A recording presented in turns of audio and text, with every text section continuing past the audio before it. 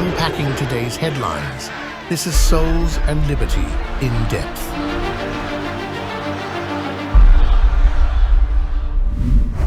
Hello everyone and welcome to In Depth, the production of Souls and Liberty. 78 days to go and the circus of evil has rolled into town in Chicago. The Democratic National Convention at this point is a pure exercise in gaslighting America about Kamala Harris and trying to expand her standing in the polls. Joining me today to talk about those polls and surrounding controversies is Jim Ellis of Ellis Insights, and I'm your host, Gary Michael Voris, coming to you from Houston. Jim, welcome, and what's the latest from, dare I say, poll land? I know. Yes, poll land. Very good. Gary, I think we're going to see fluctuations between now and Labor Day that probably don't matter a heck of a lot. I mean, the bottom line is this is a very close election. Harris is certainly on a high. I mean, they've crafted her in this really kind of make-believe image, if you will. All of a sudden, she's just so competent, so wonderful, but they haven't been made to stand on that record. And so she comes out with her economic pitch. And even one of the Obama old economists said, it's not based in reality, that this isn't going to work. The Washington Post put that headline up too and was like, hey, Kamala, are you out of your freaking mind? So Prouse gauging. So the more they have to be forced out, and I think the debates help this, with what the real position is. Remember, all of her positions have changed based upon what she has stood for and what she has advocated over the past 20 years. Mm-hmm. And now all of a sudden, she's middle of the road centrist. And the Trump campaign just has to bring this back and show everybody that she's still who she always was. And so the more specific we get on issues, the better. So the polling right now, I think, will be artificially high for Harris. And of course, we're going into the Democratic National Convention this week. They expect to get a bump out of that. We'll see what happens. Again, they're going to try to highlight basically everybody but her. Right. They're going to bring in the Clintons, they're bringing in the Obamas, all of their past headliners to attempt to again create something that frankly doesn't exist.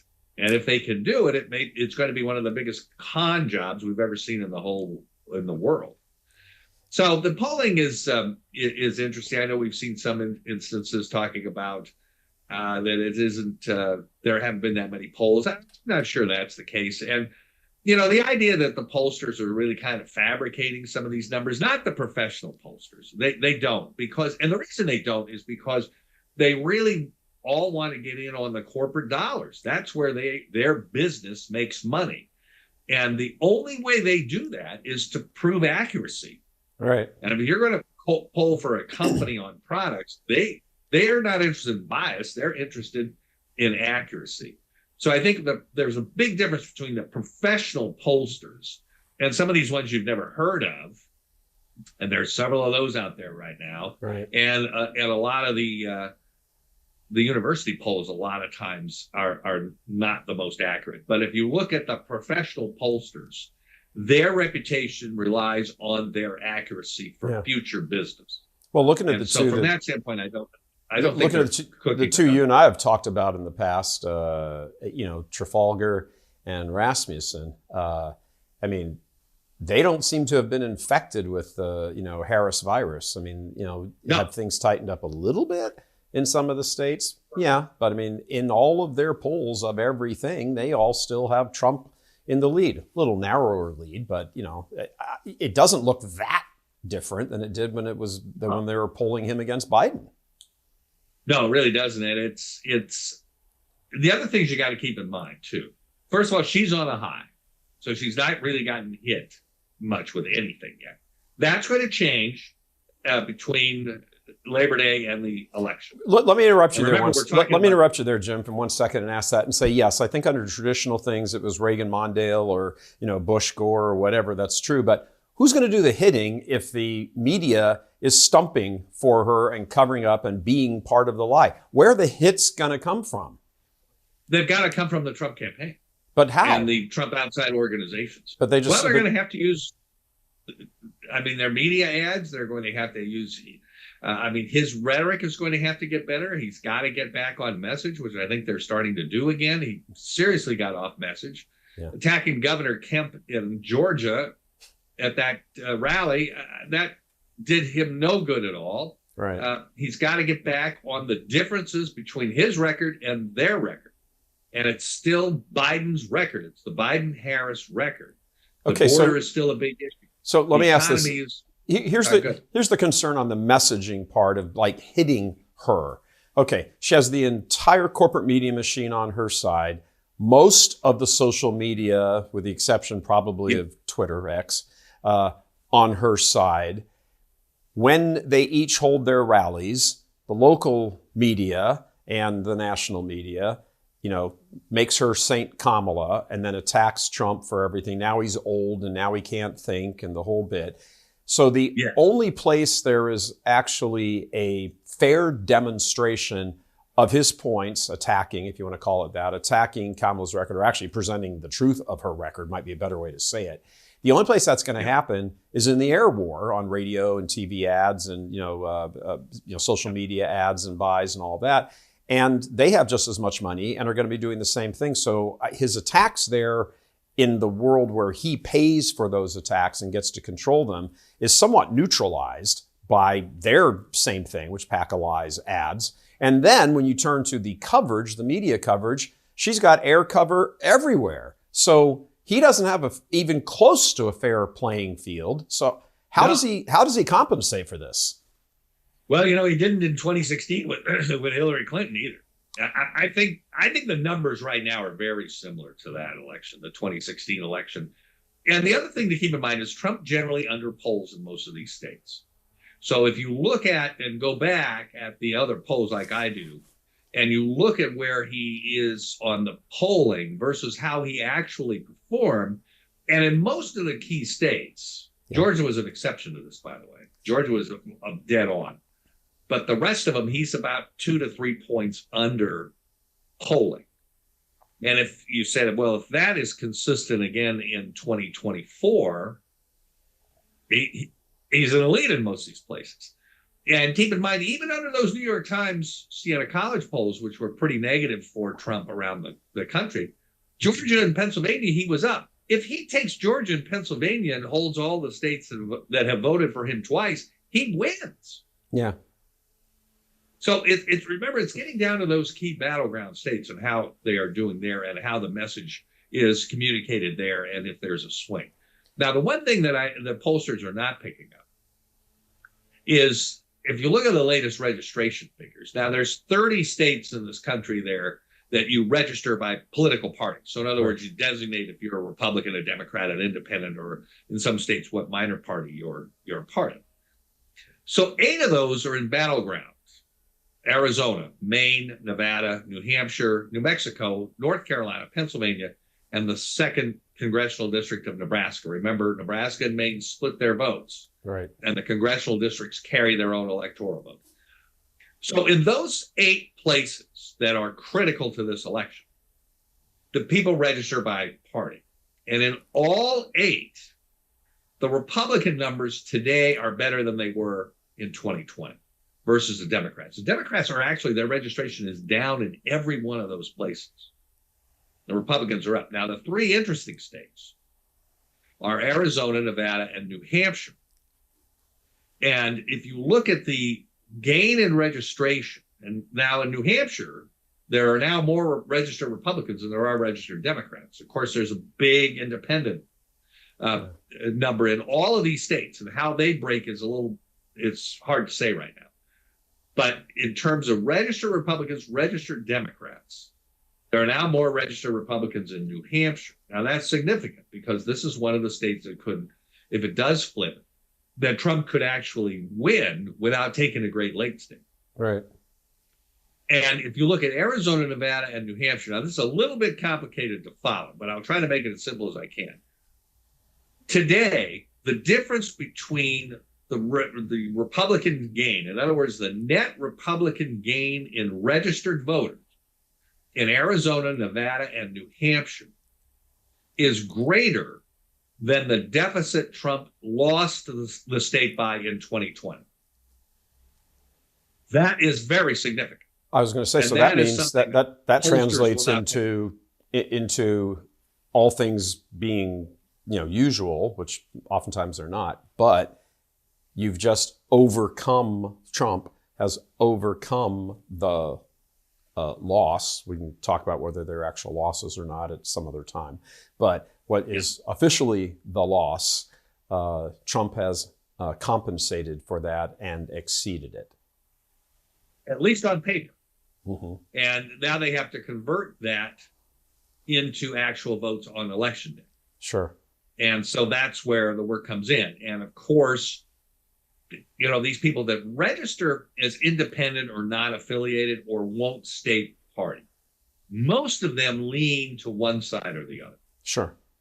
And the campaigns pretty much have a pretty good handle on where they come down. So your true swing voter is a pretty small swath in the election, even in these critical battleground states. But the bottom line here, Gary, is that on paper now, Trump is in better shape. His base in these states is better than it was in 2020. And again, it's Arizona, Maine, Nevada, New Hampshire, New Mexico, North Carolina, which he carried twice, Pennsylvania, 2nd District, and Nebraska.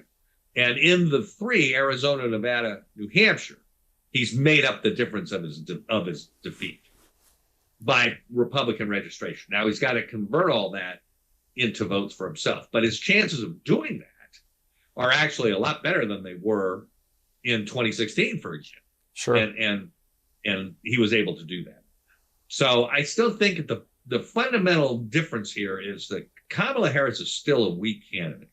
Yeah. And can you get away with changing your position on every fundamental issue and still win an election?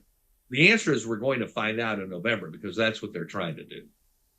I mean, that's a scary thought. You think you can fool all the people some of the time, some people all the time. You can't fool all the people all the time, but you might be able to fool enough, one time in order to completely change the fundamentals of the nation moving forward. All the stuff you've said, I mean, clearly the Democrats are aware of all of this. I mean, they're monitoring numbers just like everybody else is, all these behind the scenes. And, and I do want to take a moment here and say to the audience, if you like this kind of discussion, please, contribute to Souls and Liberty. You can click on the button below there and sign up, become a monthly supporter. It's, we're getting off the ground here and doing our best, and, just simply could not resist, but you probably have a Christian duty to get into this discussion and help bring insights that other folks aren't bringing, because it's not just America. I mean, it really is Western civilization, and by extension the world, that is in the balance here. And that's why we have awesome people like Jim Ellis on, who can provide the sorts of insights that he does to really give you on one level some hope, but more along the lines of, well, here's the facts. You can be hopeful about the facts, but Jim and us, we bring you the facts of all of this. And Jim, you always do a tremendous job doing this. Little hats off to you. And again, if you want to support us, please click on the button below and donate to us, and we'll move along from there. Jim, so again, the Democrats know these numbers. They're just as savvy about all of this as you. They've got to be looking at these things and saying, well, we can go dance on stage here and be how joyful and hopeful we are and everything, but behind the scenes, are we kind of secretly biting our nails away from the cameras? I think they kind of are. I think they're walking a very tight rope, and I think they realize that. And that's, if you look at their actions, that's why they're doing what they're doing. Now, notice that, now Tim Walz is like off the campaign trail. Some reports are talking about him testing positive for monkeypox, but the bottom line is, I don't know if that's true or not. But they've got him, cordoned off a little bit, and the reason is he's, his record is coming to the forefront, and it's on the extreme left since he's been governor. Now, in fairness, when he was in the House of Representatives, but he represented a Republican district, remember, his vote was more on the moderate side, but it certainly hasn't been that way when he's been the governor of Minnesota. Right. And so we've united San Francisco and Minneapolis, and they're trying to sell this as some type of centrist ticket. And, you would think they wouldn't be able to do that, but we'll see. But as you mentioned, with all of the assets they have in their corner, and they're making good use and taking good advantage of the assets that they do have and the unfair playing field, that's why they're in the ballgame. But yeah, I mean, we've seen this before. 78 days, we still have a long way to go. They let Biden campaign from his basement, and and I'll put air quotes, he won. He certainly got some tens of millions of votes. And one of the things that's stunning to me as we look at all of this, okay, nobody's really heard crap from Biden in the last couple of weeks. He puts out a little something or other. Or, Kareen's up there. She's mostly talking about Kamala. She doesn't really talk about Biden that much. He's kind of just disappeared. He's mentally disappeared for a couple of years, but he's certainly physically and in all the talking points, he's gone. He's not in the thing anymore. And you look at his numbers, and his job approval rating is creeping up. It's like 42 or 43%. And I'm like, okay, so when he's out front, he's horrible. How could anybody do that? Which I'm just setting that up for a larger question. How can you poll people and say 70% of people, 65%, whatever it is, say the country is on the wrong track, which means only roughly 30%, low 30s% think it's on the right track, which is how the question is phrased and posed. And yet you still get 45% of people saying, I'm voting for Kamala. Yeah, you think the country's on the wrong track, and yet you're still voting for the party and the person and the whole bit who has put it on the wrong track. Make it make sense, Jim. It doesn't. It doesn't make sense. And we saw this in 2022, and it hasn't changed. And Republicans haven't found an answer to this either. And the answer, so the question is, as you pointed out, we got 65, 70%. And every poll shows that people think the country's on the wrong track. And it's interesting, too, and a lot of, when you look at state polls, and they ask that same question, they'll ask about, is the country on the wrong track? 65, 70%. Yes, it's on the wrong track or right track. But if they ask about their own state, that generally isn't the case. It generally flips. They think a lot of people think their particular state is actually still on the right track. So there's a huge difference. So they understand the real problems at the federal level. But it doesn't translate into how they vote, which is really interesting. So in 2022, we saw these same types of numbers on the right track, wrong track, 65 to 70% wrong track. 56 governors and senators ran for re-election in 2022, and 55 of them won. Only the governor of Nevada was defeated of all the incumbents. In the House of Representatives, 98.1% of the members of the House who ran for re-election won. Yet these same voters will say the country's on the wrong track. Yeah. And then they turn around and vote incumbent. And that pattern looks very present today. And that's something that the Republicans just haven't seemed to figure out how to crack. And they better hurry up and do it, or we're going to have similar results to what we saw in 2022.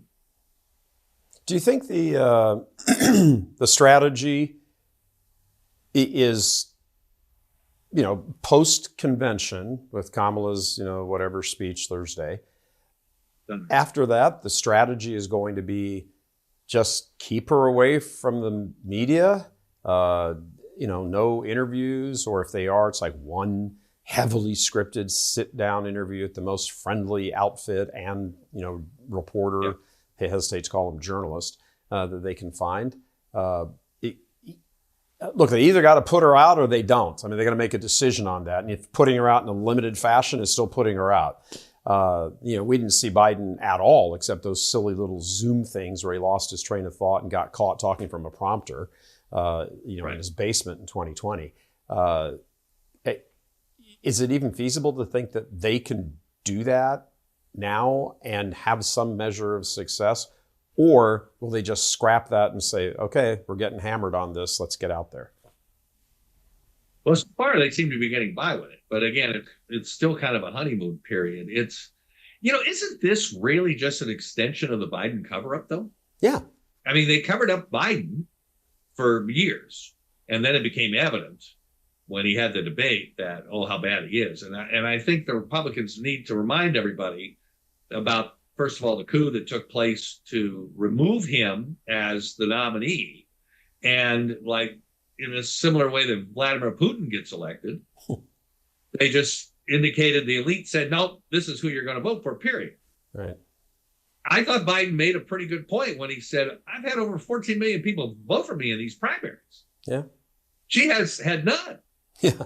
And yet now she's the nominee. And it's really kind of stunning. And they've, of course, been able to get through with all this with the help, as you pointed out, with the media, the corporate media always backing them, when the elites and all the elites backing what they're trying to do here. And we go back to the polling on that question, too, because I was interested to see what they were doing at that point in time with Biden, because just like today, when they're trying to make out, oh, the Kamala's, a lock now, she's so far ahead. She's not. She's not. If you look at the real numbers, it's still right in that same range. And the same case was with Biden, because even right after those debates, the Democrats kept the fact that he did such a poor job in that debate alive every day. Yep. And it wasn't based on the numbers they were seeing then. It's what they thought was going to happen, because they knew how bad off he was. Right. And that further gives us evidence of the cover-up with Biden. And we're seeing the same thing carry over with Harris and her record and her positions on these issues and what she would do as president. So I think that really needs to still come forward, that this is nothing more than an extension of the Biden cover-up, and the same method of operation. Let me ask you one last question, Jim, here before we wrap up. All of the tactics that both sides use are based on their belief about the electorate. And Republicans certainly have their view of things and all of that. But on the Democratic side, and there's a Democratic National Convention this week, and Kamala's the star of the week and all of that. So let's ask this. Are they betting on, the Democrats, communist Democrats, are they betting on the fact that their decades and decades and decades of corruption, of influencing minds and gaslighting people in both the education system as well as, and predominantly from where I sit, the media, that these have finally taken hold and they have dumbified, stupefied enough of the electorate that, yeah, we think we can actually lie to them, gaslight them, pretend Kamala is moderate Kamala, everything's fine, there's no Biden thing, everything's cool, vote for me, yay, yay, and it's joy and hope, and enough people will buy that message. It seems to me that they're betting on, betting on the fact that there are a sufficient number of voters who are now completely stupid who will buy that message, and they've been made stupid by the Democrats clawing their way up to the top of the mountain. And because they cut off their information, too. And don't forget the censorship of the conservative messages. Right. That's a big part of this, too. So they're really not getting the full picture. And the Trump campaign then has to be even stronger and smarter in their targeting to try to get enough in these critical states to see the full picture. But I think it's not necessarily these voters' fault. They're not getting the full picture on purpose. Yeah. And is that working? Yeah, it looks like it is for now. We'll see. Can it continue over the next 78 days or really the next, say, 58 days when voting starts? Right. And to convince enough people in the critical states to continue to go with them, even though they don't like what they see. This is the phenomenon. Yeah, it's weird. Really fascinating. We're talking about weird in the things campaign. are bad. That's it. We're going to stay with the same people. Yeah. Things suck. And let's go vote for them again. Yeah, and we'll keep them in. Yeah. Well. All right. Yeah. All right, Jim. Excuse me. Thanks as usual for all of your insights. We'll be talking with you obviously frequently in the coming days and about the state of the campaign, weeks, and just right up to Election Day. Before we leave you all, just a thought. As the Democratic Convention kicks off, focus on the lie. They don't care about you. They don't care about your children, your loved ones, your career, your life, your food and health, most assuredly your soul. They don't believe you have a soul. They will, however, stand up on that stage in Chicago this week and lie to your faces that they do. They are the offspring of the serpent, spoken of God, by God, to Satan in the garden and the Pharisees, as Jesus did, as they pushed their own lie on their own people. Most insidiously, they will lie to you about you. They will push the diabolical lie that you should embrace your pain and your inner turmoil, which, by the way, they have helped cause on purpose. Why? Because they hate life. They have given themselves over to the demonic, which hates human life. It was jealousy of us little seemingly insignificant humans created in the image and likeness of God himself that was the cause of their undoing. In their pride, which quickly translated to rage, they could not bear to look upon a vision of God physically uniting himself to the material world, thereby making it superior to them. So the demons have set out on their mission, which will not conclude until the end of time, to corrupt humanity by whatever means present themselves or they're able to concoct. At the present, they have corrupted a political, powerful party, looking at you, communist Democrats, atheist communist Democrats, and then use them to influence hurting souls, to trick them into accepting the lie. Well, don't accept the lie. They hate you. They truly hate you. It's the prism by which you have to look out on all of this. It's why life is so miserable for so many under their influence. Communism is, in short, a foretaste of damnation. It's the precursor of eternal isolation, disguised as something else. The disguise, of course, will go away when you're damned. It's why all the social ills, emotional health, addiction, suicide, sexual dysfunctions, attacks on children's innocence, all of it is so rampant today. Demons, through their corruption of Democrats, have created an aura that all of this is good. But the reality of so much human misery tells the real story. Be aware of the lies vomiting out of Chicago this week as the serpent and his offspring gather for their family reunion. You are their target. God love you. I'm Gary Michael Voris.